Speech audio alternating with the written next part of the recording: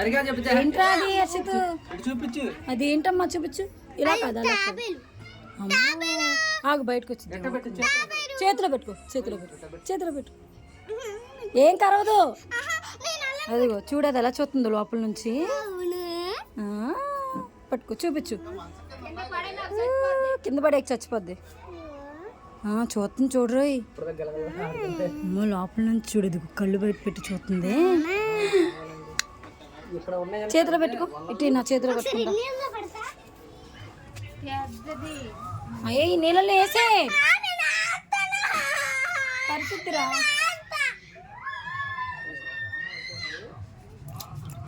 ఇలాగ చూపించు. అదిగో వచ్చింది, తలకాయ బయటకు వచ్చింది రోయ్. ఇప్పుడు ఆడుతుంది రోయ్.